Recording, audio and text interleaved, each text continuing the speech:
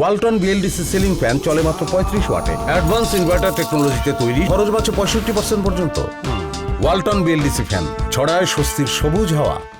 আমাদের অনুষ্ঠানের নাম ওয়ালটন ফ্যান নির্বাচনী হাওয়া, প্রচারিত হয় প্রথম আলো ডিজিটাল প্ল্যাটফর্মে এবং আপনারা এরই মধ্যে অনেকগুলি অনুষ্ঠান দেখেছেন।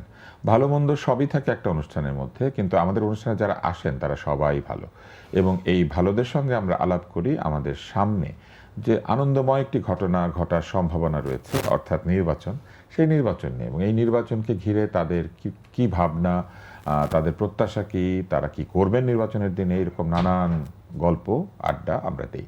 আজকে আমাদের তিনজন অতিথি আছেন, সবগুলি অনুষ্ঠানের মতোই। আমার কাছে বসে আছেন ডক্টর শামীম রেজা।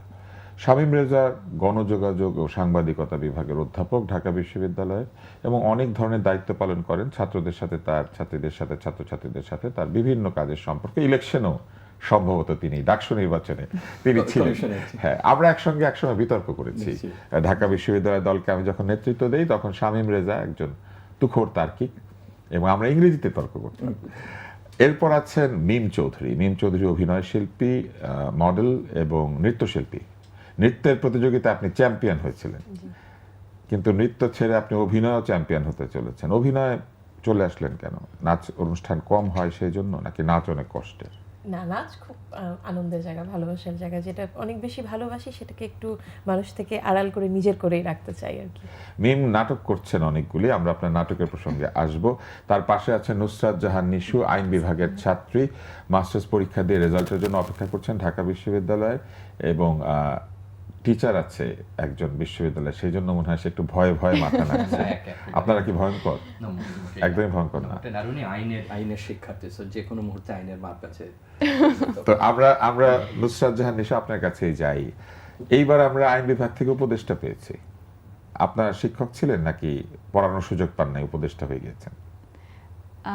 আমার সরাসরি শিক্ষক ছিলেন না, মানে আমি স্যারের ক্লাস আমরা পাইনি। আসিফ নজরুলের স্যারের ক্লাস, স্যারের আমরা সরাসরি কোনো ক্লাস করতে পারিনি, কিন্তু হচ্ছে যে আমরা মাস্টার্সে এক্সপেক্ট করছিলাম আর কি যে স্যারের ক্লাস থাকবে, কিন্তু আনফরচুনেটলি বা ফরচুনেটলি দেশের কল্যাণে উনি নিজেকে নিবেদিত করেছেন। উনি যদি আবার পড়াতে ফিরে আসেন তখন আপনার মাস্টার্স শেষ। তখন আমাদের তো মাস্টার্স শেষ আমাদের সেশনের। আপনাদের আইন বিভাগের উপরে এই পুরো যে আন্দোলন এবং পরবর্তী সরকারের কি প্রভাব?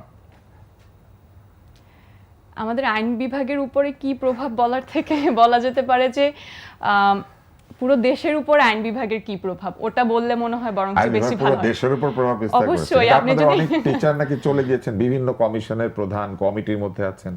চলে গিয়েছেন বলতে ওনাদেরকে ইনভাইট করে নিয়ে যাওয়া হয়েছে আসলে। তারপরে ওনারা পড়ানোর সময় পেয়েছেন এর মধ্যে? দায়িত্বরত অবস্থায় তো আসলে পড়ানোর সময় পেয়েছেন বলতে ওনারা যতটুকু সম্ভব সময় দিতে পেরেছেন ততটুকু দিয়েছেন। যারা খুব বেশি বড় জায়গাগুলোতে ছিল, যেমন আসিফ নজরুল স্যারের মতন যারা ছিলেন, তারা হয়তো তাদেরকে পাওয়া সম্ভব না, কিন্তু বিভিন্ন কমিশনে যারা ছিলেন ওনারা ক্লাস নিয়েছেন, আমাদের কাজের ফাঁকে ফাঁকে আপনাদের পড়িয়েছেন। তার মানে আমরা অন্তত আগামী নির্বাচনের পরে এইটা আশা করতে পারি যে আইন বিভাগের সব শিক্ষকরা আইন বিভাগে ফিরে আসবেন এবং ছাত্রছাত্রীরা তাদেরকে আরো কাছে থেকে জানবে, এবং এই যে সরকারের অভিজ্ঞতা, কমিশনে কাজ করার অভিজ্ঞতা, এইগুলি তারা আরো ভালোভাবে ছাত্রছাত্রীদের বলতে পারবেন। নির্বাচন মানেই কিন্তু অনেক সম্ভাবনা, তার মধ্যে আইন বিভাগের সম্ভাবনা হচ্ছে অনেক আইনের শিক্ষক আবার তাদের বিভাগে ফেরত আসবেন। মিম, আপনার নাটক আছে, সেই নাটকের নাম হচ্ছে রঙ্গিলা পুতুল। জি। আচ্ছা, আরেকটা হচ্ছে কি যেন 7 কিলো 1 গ্রাম। হ্যাঁ, 7 কিলো 1 গ্রাম, এটা আসলে কি?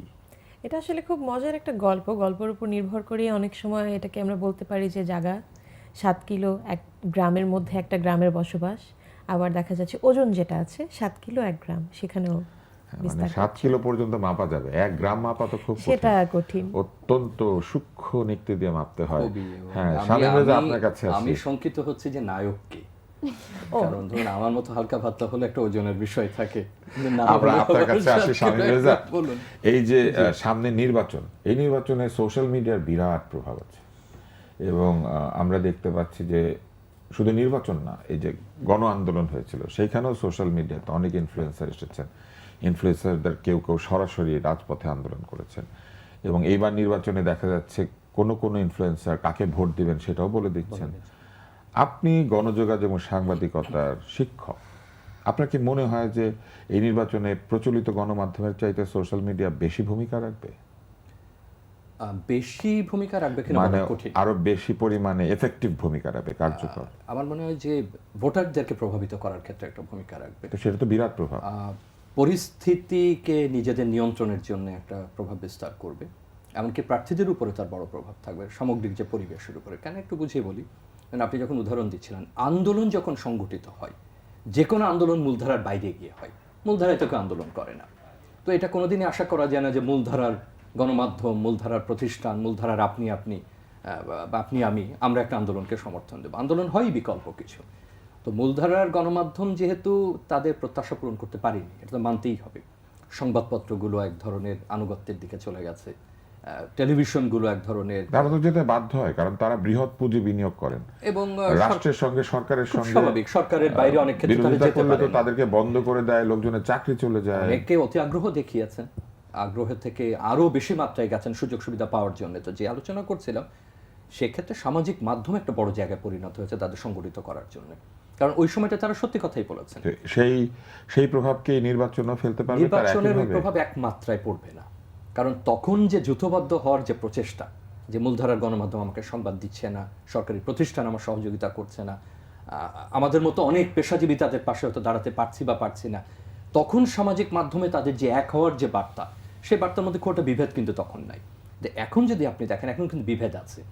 তখন সবাই এক ছিল, এক হওয়ার জন্য সোশ্যাল মিডিয়া ব্যবহার করেছে। এখন আবার সেই সোশ্যাল মিডিয়া ব্যবহার করে সবাই আলাদা হচ্ছে। কারণ আপনি দেখুন, যেমন ধরুন বিএনপির শীর্ষ নেতাকে হাহা দিয়েছে। হাহাটা একটা ভয়ঙ্কর জিনিস। আমি একটা কৌতুকের নিচে হাহা দিলেও লোকে বলে আপনি আমাকে হাহা দিলেন কেন, সিরিয়াসলি নেন নাই? এখন কৌতুককে আমি কি করে সিরিয়াসলি নেব? যেমন ধরুন হাহার একটু আগে আপনি বলছিলেন যে যখন ছাত্র সংসদ নির্বাচন হয় ঢাকা বিশ্ববিদ্যালয়ে, আমরা সারা রাত কাজ করছি, প্রায় 18 ঘন্টা আমরা ঘুমাইনি বা আরো বেশি, খাওয়া দাওয়া করিনি, চোখ টোক ফুলে গেছে। তো সম্ভবত প্রথম আলোতে তারা ওই মধ্যরাতে বা তার উপরে সাক্ষাৎকার নিচ্ছে যে কতক্ষণ আর লাগতে পারে। একটা ব্যাখ্যা দিলাম যে প্রযুক্তি সবকিছু মিলে। নিচে দেখলাম যে আমাদের মার্কিন প্রবাসী বন্ধুরা এবং বাংলাদেশ থেকে আমাকে হাহা দিয়েছেন। আপনি চিন্তা করেন, আমি একটা মানুষ তখন কি বিপন্ন, আমার চোখ মুখ ফুলে গেছে, এরকম যে অবস্থা, আমাকে হাহা দিচ্ছে, কি নির্মম চিন্তা। হয়তো তারা আপনার কাজটাকে বিদ্রুপ করছে না, আপনার চেহারাটা এমন হয়েছে যে সেটাকে হাহা দিল। এখন ধরুন বিএনপির শীর্ষ নেতাকে এমনি হাহা দেওয়া আর একেবারে পদ্ধতিগতভাবে সবাই মিলে হাহা দিতেই এসেছে। আমরা একটা জাতীয় দৈনিকে দেখেছেন যে তারা মানে এরা হাহাকারী, হ্যাঁ, এবং সেটা ভয়াবহ। মানে তারা যে এটার যে গবেষণাটা করেছেন, সেই হাহাটা কিন্তু খুব নিরীহ হাহা না, মানে যথেষ্ট শক্তিশালী এবং ক্ষতি করা। আপনি জামাতের আমিরের ক্ষেত্রে চিন্তা করুন, কে হ্যাক করেছে না করেছে ওই আলোচনা, সবাই হাহা দিচ্ছে, কিন্তু এক ধরনের কিন্তু দিচ্ছে। আর আরেক পক্ষ বলছে যে ভাই এটা এইভাবে হয়েছে, এবং এমন এমন অফিসার নাম করা হচ্ছে যে অফিস আমরা কল্পনাও করতে পারি না সেখানকার কেউ করতে পারে। তো আপনার কথা শেষ করি এইভাবে যে বিপ্লবের সময় সামাজিক মাধ্যমের ভূমিকা আর নির্বাচনের সময় সামাজিক মাধ্যম এক হবে না। আমরা হাহা নিয়ে কথা বলছিলাম, আপনার যে 7 কিলো 1 গ্রাম, এটা তো একটা হাহা নাটক। এটা সবাই দেখে হাসে, এটা নিতে কি ইচ্ছা মতো হাহা দেওয়া যাবে? হ্যাঁ হ্যাঁ, অবশ্যই। এটা কাজই হচ্ছে আপনারা হাহা দিলেই আমরা উৎসাহিত হব, লাইভ ভিউ বাড়বে। সোশ্যাল মিডিয়ার কাছে আপনার কি কোনো প্রত্যাশা ছিল যেটা সোশ্যাল মিডিয়ায় নির্বাচনে পূরণ করতে পারছে অথবা পারছে না? না, সোশ্যাল মিডিয়ার প্রতি আমার আলাদা করে কোনো প্রত্যাশা নেই। কেন? কারণ এটা খুবই ফ্লাকচুয়েট করার একটা জায়গা। যে কোনো মুহূর্তে স্যার যেটা বললেন খুব সুন্দর করে, যে হয়তো আন্দোলনের সময় সবাই একই কারণে আমরা একবদ্ধ হয়েছি, একজোট হয়েছি, কিন্তু নির্বাচনের ক্ষেত্রে প্রত্যেকের মতামত আলাদা। সেখানে ভেরিয়েবল থাকবে, খুবই স্বাভাবিক। এখানে আমার একদম কোনো নির্দিষ্ট কোনো প্রত্যাশা নেই। সোশ্যাল মিডিয়াতে শিল্পী হিসেবেও কি আপনার প্রত্যাশা পূর্ণ হয়? একদম না, এটা একদম আমি সরাসরি বলবো। কারণ যেটা হচ্ছে, প্রথমত আমাদের যে জায়গাটায় সবার আগে দেখতে হবে যে একটা পার্সোনাল মানুষ, সে হয়তো বা পাবলিক ফিগার, কিন্তু সেখানে যদি আপনারা অকপটু কথাবার্তা বলেন, তাদের পরিবার পরিজনের লোকজনও থাকে, অথবা ফেক প্রোফাইল ক্রিয়েট করে যে মানুষকে বিভ্রান্ত করার একটা জায়গা, এটা খুবই মানে দুঃখজনক। যখন ব্যক্তিগত আক্রমণ হয় এবং খুব বিকৃতভাবে এক একটা ছবি পোস্ট করা এক একজনকে নিয়ে, সেটা মানহানির পর্যায়ে চলে যায়। তো আমি বলবো যে যখনই আপনি পাবলিক ফিগার হচ্ছেন, সেটা নারী পুরুষ যে কোনো অ্যাসপেক্টেই হন না কেন, সেখানে সোশ্যাল মিডিয়া আমাদের প্রত্যাশা পূরণ করতে পারে। তার মানে সামাজিক মাধ্যমে যারা পাবলিক ফিগার হয়ে যান, মানুষের কাছে অনেক পরিচিত হন, তারা সামাজিক মাধ্যমে ভালনারেবল হয়ে যান। খুব তাদেরকে মানুষ এই সুযোগ নিয়ে অনেক ধরনের আক্রমণ করে বসে। জি। জীবনে কোনোদিন দেখা হবে না, কিন্তু চান্স পেলাম মানে একটা কিছু বলে দিল। হ্যাঁ, সেটা তো trolling পলিটিক্যাল খুব একটা ফিগারদের তো বিষয়। একই অবস্থা না? একদমই তাই। মানে পাবলিক ফিগার তো সেটা আমি অভিনয়ের ক্ষেত্রে হই হয়তো বা পলিটিক্যাল ফিগার হোক যেটাই হই, পাবলিক ফিগার হওয়া মানেই হচ্ছে একটা ভালনারেবল জায়গায় চলে যাওয়া। তার মানে একটা জায়গা আমরা পেলাম আপনার কাছে, সেটা হচ্ছে সোশ্যাল মিডিয়াতে নিরাপত্তার প্রত্যাশাটা আপনার পূরণ হয় না। আপনার কি হয়? না, নিরাপত্তার এই জায়গাটা একটা খুব সিরিয়াস আলোচনার বিষয়। আমরা মূলধারা মানে সোশ্যাল মিডিয়াতে পাবলিক ফিগাররা গেলেই এক ধরনের ভালনারেবল হয়ে যাবে। যেমন এটা যদি খুব সহজে বলি যে মূলধারার গণমাধ্যমের সমস্যা আছে, তার বড় সমস্যা হচ্ছে পাবলিক ট্রাস্ট। সে কখনো পাবলিক ট্রাস্ট নিরূপণ করে না যে তার উপরে রাস্তা আছে কিনা জনগণের, সে তার প্রত্যাশা পূরণ করতে পারছে কিনা। কিন্তু উল্টা দিকে যদি আসেন, সামাজিক মাধ্যম একটা গণতান্ত্রিক মাধ্যম বলে আমরা ভাবতে চাই, আমরা ব্যবহার করতে চাই, আসলে সে গণতান্ত্রিক না। কারণ বাণিজ্যিক প্রতিষ্ঠানগুলো আপনার তথ্য বিক্রি করে দেয়, আপনি এটা আবিষ্কার মানে করেন না। এইখানে দুটি ধারাই আছে, একটা পপুলার ধারা, আরেকটা হচ্ছে যে বিভিন্ন ভাবে এই সোশ্যাল মিডিয়াকে প্রভাবিত করা যায় বহুভাবে। ব্যবসায়িকভাবে করা যায়, রাজনৈতিকভাবে আপনাকে প্রভাবিত করা যায়, বড় দেশগুলো আপনার উপর প্রভাব বিস্তার করছে, টেক কোম্পানিগুলো অনেক তার মানে ফিচার এটা তৈরি করে। একেবারে জটিল জায়গা। এটা এত গণতান্ত্রিক না। আপনার কি মনে হয় যে নির্বাচনের পরে আমাদের যত ভয় আছে সেটা দূর হয়ে যাবে এবং আমরা আসলে এই হরর মুভির মতোই যে একদম শেষ প্রান্তে এসে আমরা সবাই আনন্দিত হয়ে যাই, ওরকম একটা সেটাই- অবস্থা হবে? অবশ্যই আমি সেটা আশা করছি। অনেক নেগেটিভ দেখে ফেলেছি লাস্ট কয়েক বছর ধরে, তো চাচ্ছি যে পজিটিভ কিছু আসুক এবং পরিবর্তনকে আমরা ভয় পাই, অবশ্যই পরিবর্তনকে ভয় পাই, কিন্তু আশা করছি পরিবর্তন ভয় পাওয়ার পরে অজানা জিনিসকে তো সবাই ভয় পায়, আমরা ভালো কিছু পাবো। এটা খুবই দামি কথা। আমরা যা চিনি না, জানি না, আমরা তার সম্পর্কে একটা কল্পনা তৈরি করি একদম। এবং সেই কল্পনাটাকেই ভয় পেতে শুরু করি, তাই না? অন্ধকার ঘর, এটা দেখলে আমরা ভয় পাই, কিন্তু হয়তো ওই ঘরে প্রবেশ করলে আমরা ওই ঘরের মধ্যে দেখবো সব কি তারা, আছে, তাই না? হ্যাঁ, ওই ঘরের সেটাই মধ্যে আমরা সব তারা। জানি না। হ্যাঁ, কারণ অন্ধকার ছাড়া তো তারা দেখা যায় না। মুশকিলটা এই জায়গাতেই যে আমরা আসলে আমাদের দৃষ্টিভঙ্গি বদলাতে পারছি না। আপনার কি মনে হয় যে সোশ্যাল মিডিয়া চাইলে আমাদের দৃষ্টিভঙ্গি বদলে দিতে পারতো, কিন্তু এখনো বদলাচ্ছে, সেটা ইতিবাচকভাবে বদলাচ্ছে না এবং সেই কারণে আমাদের নির্বাচনে আমরা ভয় পাচ্ছি? মানে ধরুন এই কথাটা আপনার আমার বয়সী কেউ বলবে যে আমরা নিয়ন্ত্রণ করবার চেষ্টা করছি। আসলে কিন্তু আপনি সঠিক বলছেন। যেমন ধরুন একসময় টেলিভিশন, আমাদের একটা টেলিভিশন ছিল, সে আপ্রাণ চেষ্টা করতো যে তার ভাষাটা যেন ভালো হয়, কারণ সবাই শুনছে, ওরকম শিখবে, ভালো মানের নাটক হয়, সবার কাছে সে সবার ভদ্রলোক কাছে যেন হতে একটা চায়। ভদ্রলোক হতে চায়, কিন্তু সামাজিক মাধ্যম তো চায় না।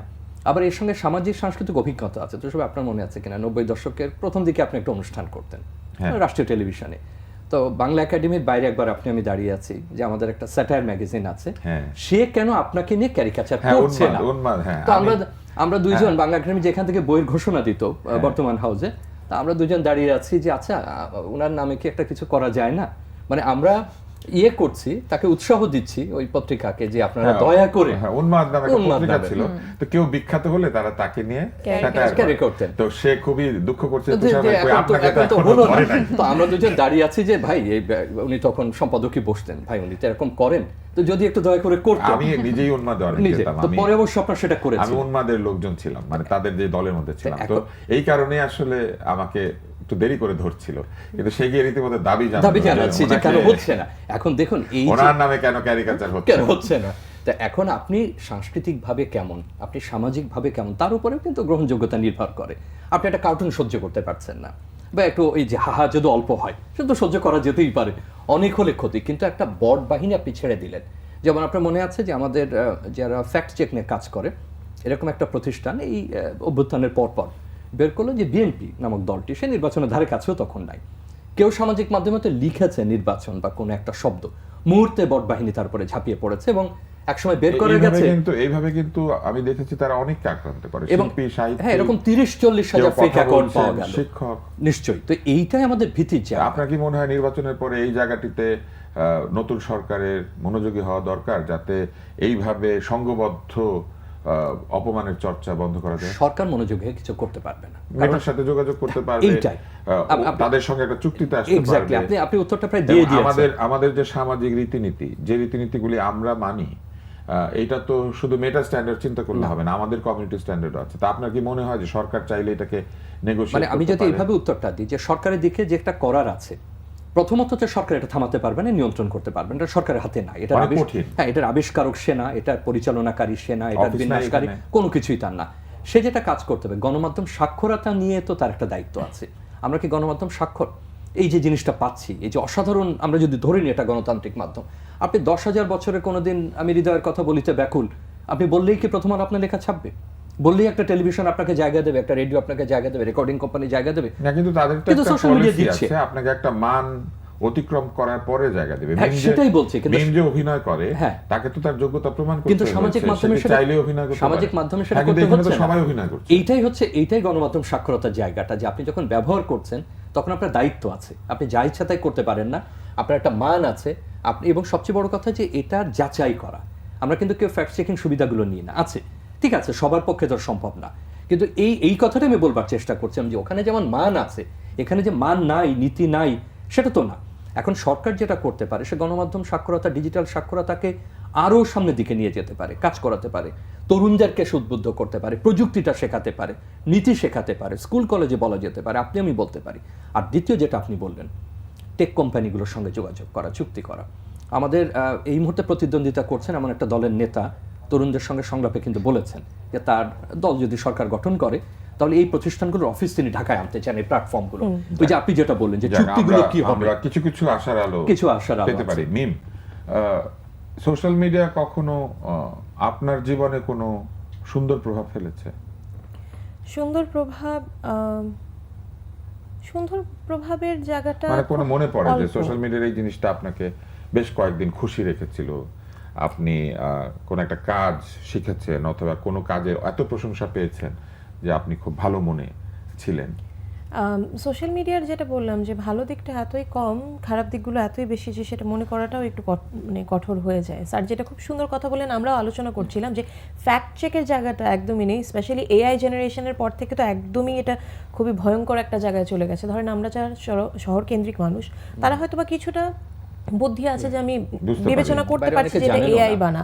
রুরাল এরিয়াতে যারা আছে তারা কিন্তু যে কোনো ধরনের কথা, যেটাই হোক নেগেটিভ পজিটিভ, সেটা কিন্তু এআই জেনারেটেড নাকি তারা দেখতে যায় তাহলে না। আমরা কি ভোটারদের বলতে পারবো যে যাই দেখেন সোশ্যাল মিডিয়াতে বিশ্বাস না করে বরং খুঁজে দেখেন, আসলে এটা যাচাই ঠিক করে কিনা? দেখেন। কে এটা ছড়াচ্ছে, কেন ছড়াচ্ছে, Exactly. কাকে অপমান করা হচ্ছে, অপমানের পেছনে কারণ কি থাকতে পারে, এই চিন্তাগুলি কিন্তু আমরা করি না। একদমই করি না।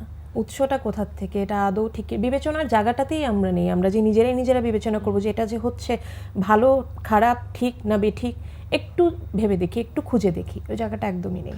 আমরা লক্ষ্য করেছি যে যারা আপনাদের মতো সেলিব্রিটি এবং যারা অভিনয় করেন, নাচেন, কবিতা আবৃত্তি করেন বা তাদের একটা শিল্প মাধ্যমের সঙ্গে অনেক ঘনিষ্ঠতা আছে, তারা কিন্তু সোশ্যাল মিডিয়াতে নিজের মতামত খুব একটা দিতে চান না। এটা কেন? ব্যক্তি হিসেবে আমরা দেখি যে আপনারা সেইভাবে মতামত দিতে চান না, লেখেনও কম, ছবি পোস্ট করেন, নাটক পোস্ট করেন, অনেকটা গণযোগাযোগের জন্য ব্যবহার করেন। এটা কি এই জন্য যে আপনারা এক ধরনের ভয় পান যে আক্রমণের শিকার হবেন, হাহা পার্টি চলে আসবে, নাকি আপনারা সময় পান না, নাকি আপনারা এইভাবেই এটাকে ব্যবহার করতে চান? ব্যক্তিগতভাবে আমি আমারটা বলতে পারবো, বাকিদেরটা জানি না। বলেন। আমি খুব স্বাভাবিকভাবেই আন্দোলনের পরে একটা কথা লিখেছিলাম যে ধর্ম যার যার উৎসব সবার। আর সবাই হাহা দিতে শুরু করলো। হাহা না, সেটা রীতিমতো লাইফ থ্রেটনিং কথাবার্তাই হয়ে গেছে, এমনভাবে আক্রমণ, ভায়োলেন্সটা এই লেভেলে চলে যায়। তখন দেখা যায় যে আমরাও তো বিভিন্ন পরিবার থেকে বিলং করি, এবং আমাদের বাবা আপনারা মা প্রকাশ্যে সবাই কাজ আছে। করেন। হ্যাঁ, তো দেখা যায় তখন সেটা পরিবার থেকেই প্রেশার আসে যে তুমি এরকম কিছু দিও না যাতে তোমার কোনো ক্ষতি হোক, কারণ তুমি যেহেতু কোথায় যাচ্ছ, ওয়্যারঅ্যাবাউটস মানুষ জানতে পারবে, তোমার জন্য বেশি ক্ষতি। আবার ওই ঠেকানোর মানে প্রযুক্তি তো সবার সবসময় সামনে থাকে আসার না। কারণে আপনাকে লুকিয়ে থাকতে হচ্ছে। হ্যাঁ, শুধু আমাকে না, ধরেন যে কোনো সাধারণ একটা মানুষ ওই যদি লিখে বসে, তারপরে যদি এভাবে ওর উপরে আক্রমণ করে, ওর পরিবার থেকে অবশ্যই এটা আসবে যে তুমি কিছু দিও না। তার মানে সোশ্যাল মিডিয়ার কারণে নিজের ব্যক্তিগত জীবনে সামাজিক চাপ আসতে শুরু করে, একদমই, নিজের পরিবার, একদমই তাই। নিজের ভাই বন্ধু তারা একদমই বলতে শুরু তাই। করে। আমরা আলোচনাটাকে একটু হালকা করি। সেটি হচ্ছে যে আমরা গল্প করছিলাম তো নির্বাচন নিয়ে, এবং সোশ্যাল মিডিয়া নির্বাচনে কি প্রভাব ফেলতে পারে। আমরা মোটামুটি একটা জায়গায় পৌঁছেছি যে সোশ্যাল মিডিয়ার ভালো এবং খারাপ দুই ধরনের প্রভাবই আছে। আন্দোলনের সময় ঢাকায় ছিলেন, জি রাস্তায় ছিলেন, জি বাসায় কেউ না করেনি, করেছেন। শোনেন নাই। তাহলে এই যে যখন সমাজ বিভিন্ন সময় আমাদের উপর চাপ সৃষ্টি করে, মাঝে মাঝে আমরা মেনে নেই, মাঝে মাঝে আমরা বাধ্য হই, আবার মাঝে মাঝে একদম মানি না। এই না মানার জায়গাটা কোথায় আসে? আর বাকি সবকিছু আমরা মেনে নেই। এই যে মেনে নাও, চুপ করে থাকো, কথা বলো না, এটা হলে তো আন্দোলন হতো না। তো আমরা পরে আবার কেন মেনে নেওয়ার জায়গায় চলে যাচ্ছি? আমরা কেন এই অত্যাচার মেনে নিচ্ছি, হাহা মেনে নিচ্ছি, বট মেনে নিচ্ছি, অপমান মেনে নিচ্ছি? কেন? এই বিষয়গুলি তো দূর করারই কথা ছিল। এবং সোশ্যাল মিডিয়া তো অনেক পজিটিভ রোল প্লে করেছে তখন, এখন কেন পারছে না? আমার মনে হয় এই উত্তরটা অলরেডি চলে এসেছে। আমরা যখন কথা বলছিলাম, যখন জুলাই গণঅভ্যুত্থান যখন হচ্ছিল, তখন আমাদের সবার আসলে একটা কমন গ্রাউন্ড ছিল টু ফাইট ফর, যে আমরা অ্যাকচুয়ালি কিসের এগেইনস্টে ফাইট তো এখন করছি। কি আমরা সংসদ সদস্য এখন হতে চাই আমরা- সেই জন্য আলাদা হয়ে গেল? এখন আমাদের লড়াইটা আসলে অনেকটা আলাদা হয়ে গেছে। এক একজনের এক একটা এজেন্সি আছে, এক একজনের এক একটা উদ্দেশ্য আছে। তো আমরা কিন্তু আগের মতন ওই একতাবদ্ধ জায়গাটাতে আর এখন নেই। এখন যখন আমরা আলাদা হয়ে যাই তখন আমরা ভয় পাই বেশি, যখন আমরা একসাথে থাকি তখন আমরা ভয় কম পাই, এবং ভয়ের জায়গাটা তখন আসলে থাকে না, উবে যায় যে যা হবার হবে, কিন্তু এটার একটা শেষ আমরা দেখে ছাড়বো। কিন্তু এখন যখন আবার সবাই আলাদা, তখন প্রেক্ষাপট ভিন্ন, সবকিছুই তো ভিন্ন আসলে। তার মানে পুরো ব্যাপারটা একসাথে হওয়ার উপরে নির্ভর করছে। যখন আমরা একসাথে তখন আমরা শক্তিশালী, আর যখন আমরা আলাদা আলাদা তখন আমরা আসলে ধীরে ধীরে দুর্বল হয়ে যাচ্ছি। নির্বাচনকে আমাদেরকে আবার ওই ঐক্যবদ্ধ জায়গায় নিয়ে যেতে পারবে দেশ গড়ার লক্ষ্যে? আপনি কি সেটা মনে করেন? একদম স্বাধীনভাবে বলতে এটা পারেন। আসলে হচ্ছে যে এইখানে হাত দুইভাবেই, দিলে আমরা কিছু মনে করি না, এটা হাসির অনুষ্ঠান। এটা আমার কাছে যেটা মনে হয় যে দুইভাবেই কাজ করতে পারে। যেমন আপনি যদি দেখেন যে আমরা বিগত যে ফ্যাসিস্ট সরকার ছিল, আওয়ামী লীগের ব্যাপারে যখন কোনো কথা আসে তখন কিন্তু সবাই একসাথে হয়ে যায়, সেটা বিএনপি বলুন, সেটা জামাত বলুন, সেটা এনসিপি বলুন, সবাই একসাথে হয়ে যাচ্ছে। বাট যখন নির্বাচনের মাঠে যাচ্ছে, যেহেতু আওয়ামী লীগ এই জায়গাটাতে নেই, তখন কিন্তু আমরা আবার বিভক্ত হয়ে যাচ্ছি, বিএনপি, জামাত, এনসিপি, যদিও জামাতের এনসিপি জোট করেছে। সো এই জায়গাগুলোতে আমার মনে হয় যে এটা হচ্ছে যে খুবই সাবজেক্টিভ একটা ইস্যু, এক একজন এক এক রকম ভাবে দেখছে। সবার একটা শত্রু হলে সবাই এক হয়ে যায়। হ্যাঁ, মানে আর আমাদের ওই শত্রু না থাকলে সবাই আলাদা হ্যাঁ, আলাদা হয়ে যায়। মানে থাকে না যে শত্রুর শত্রু বন্ধু, বা হচ্ছে এরকম আর কি ব্যাপারটা, যে ওর আমারও শত্রু তারও শত্রু বন্ধু, আমরা দুইজনের। এখন যেটা আশা করতে পারি আমরা, সেটা হচ্ছে যে যেই কারণে এত কিছু হলো, সেই কারণে যদি সরকার যেটাই আসুক, যেই সরকারই আসুক, তারা যদি কাজ করে, নিশ্চয়ই আমরা সবাই একজোট হয়ে তাদেরকে সমর্থন করব। এখন যদি সবার মতামত মিলে যায়, সবাই যেটা আমরা চাচ্ছি সেটা যদি পরবর্তী সরকার সেই বিষয়গুলো নিয়ে কাজ করে, অবশ্যই আমরাও সেখানে একসাথে থাকবো। কিন্তু সেটা যদি না হয়, আবার মতামত আলাদা হবে, এটাই হ্যাঁ, এবং স্বাভাবিক। আমার মনে হয় যে প্রতিটা রাজনৈতিক দলই কিন্তু ওনাদের নির্বাচনী প্রচারণাতে অলরেডি এটা বলছেন যে আমরা যেই সরকারে আসি না কেন, সবাই একসাথে বাংলাদেশটাকে গড়বো। তো এটা একটা আসলে ইতিবাচক দিক। আমাদের প্রজন্ম শামীম, বলেছিল, আপনারা কিন্তু ভালো শিক্ষক, না, আপনারা ভালো শিক্ষক, জি। এটা আমি টের পাচ্ছি। এটা টের পেলেন? হ্যাঁ, কারণ যে উত্তর আপনার দেওয়ার কথা সেটা ছাত্রী দিয়ে আমরা র্যাঙ্কিং আমরা যাই থাকি না কেন, না, আমরা ঠিকই হ্যাঁ, আছি। শিক্ষক ভালো। শিক্ষক এবার ভালো। আমরা শিক্ষকের পরীক্ষা নেব। বলেন। আপনি যদি ভোটে দাঁড়াতেন, আচ্ছা। ডাক্তাররা কিন্তু অনেক দাঁড়িয়েছে, আমার সিনিয়র ভাই, জুনিয়র ভাই অনেকে সব আছে, বোন সব। ডাক্তাররা কেন জানি এমপি হতে চায় খুব, আমি জানি না। আপনি যদি ভোটে দাঁড়াতেন, অথবা আপনার কোনো পছন্দের দল থাকতো, আপনি যদি তাদের জন্য ভোট চাইতেন, নাম না বলে, নাম না আপনি সোশ্যাল হ্যান্ডেলে কি লিখতেন? সোশ্যাল মিডিয়ার হ্যান্ডেলে মনে করেন এক্স এর জন্য আপনি ভোট চাইছেন, তাহলে তো এটা বলতে হতো যে ভাই এইবারের মতো একটা সুযোগ দেন। তো এর কারণ আচ্ছা, বলুন যে ভোটে দাঁড়াতে পারবে না, স্বামী ভোটে দাঁড়াতে পারবে না। এবারে আপনি চিন্তা করবেন, আপনি চিন্তা করবেন। চিন্তায়, এবং এই জন্য তো দেখেন, এই জন্য আসিফ নজরুল আমার সহকর্মী, এই জন্য সিআর আবরার আমাদের সহকর্মী, আপনি- কিন্তু ভোটে দাঁড়ানো হয় না। আচ্ছা, কিন্তু কারণ আসিফ নজরুল তো শুধু সহকর্মী না, আপনার আমার যে প্রতিবেশী। আপনার আবাসিক এলাকার যে সমিতি, সেটা সভাপতি। আমার সমিতির সভাপতি ছিলেন, কিন্তু যেহেতু উনি গুরু দায়িত্বে গেছেন, আমরা জ্যেষ্ঠ সহসভাপতিকে আপগ্রেড করেছি। আমি এখনো মাঝে মাঝে সভাপতি উপদেষ্টা হলে জ্যেষ্ঠ জ্যেষ্ঠ সভাপতির উপকার হয়। না, যেটা বললেন এটা এই কারণে লেখা খুব কঠিন, যে আসলে নির্ভর করে আপনি কার জন্য লিখছেন, কিভাবে লিখছেন, এবং আমরা আসলে যা কিছু বাস্তব জীবনে করি তারই তো প্রতিফলন ঘটে। আপনি ভেবে দেখেন, একটা লাইন বলেন না, আপনি মনে করেন আমিই দাঁড়িয়েছি, আমার জন্য ভোট চাইছেন, বলেন। এটা তুষার ভাইয়ের জন্য ভোট করুন প্লিজ, তুষার ভাইয়ের জন্য এটা ভোট আপনি করুন। সোশ্যাল মিডিয়া হ্যান্ডেলে লিখবেন।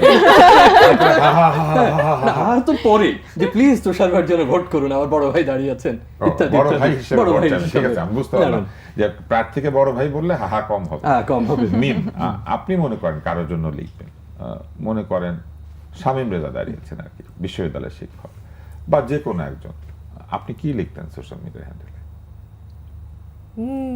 এটা তো অনেক খুবই চিন্তার টাফ একটা বিষয়, আচ্ছা, খুবই মনে tough। করেন সোশ্যাল মিডিয়ার হ্যান্ডেলে 7 কিলো 1 গ্রাম দাঁড়িয়েছে, আপনি কি লিখতেন? 7 কিলোগ্রাম মানে দাঁড়িয়েছে। ইলেকশনে দাঁড়িয়েছে, 7 কিলো 1 গ্রাম ভাইকে ভোট দিন।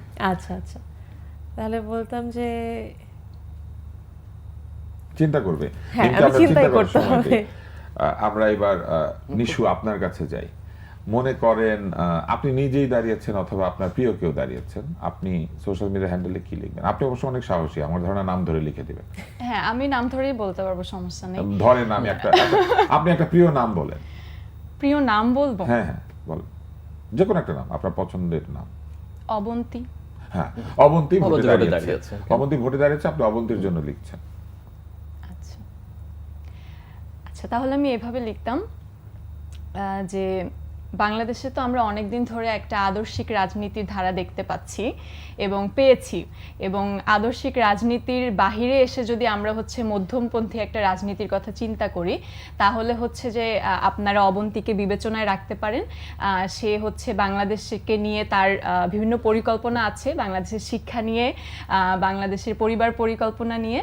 তা আমার মনে হয় যে বাকি রাজনৈতিক দলগুলোর থেকে তার পরিকল্পনাগুলো বিবেচনায়ও এবং হচ্ছে যে গ্রহণযোগ্যতায় অনেক বেশি এগিয়ে থাকবে। এবং যেহেতু আমরা ভবিষ্যৎ যেহেতু আসলে আমরা কেউই দেখতে পাই না, যেহেতু আমরা পরিকল্পনাগুলোই দেখতে পাই, তো পরিকল্পনা ওয়াইজে আসলে আমাদের এগিয়ে যাওয়া উচিত। অবন্তীকে ভোট দেওয়া উচিত। এই পোস্টে ভোট পাবে বলে মনে হয়?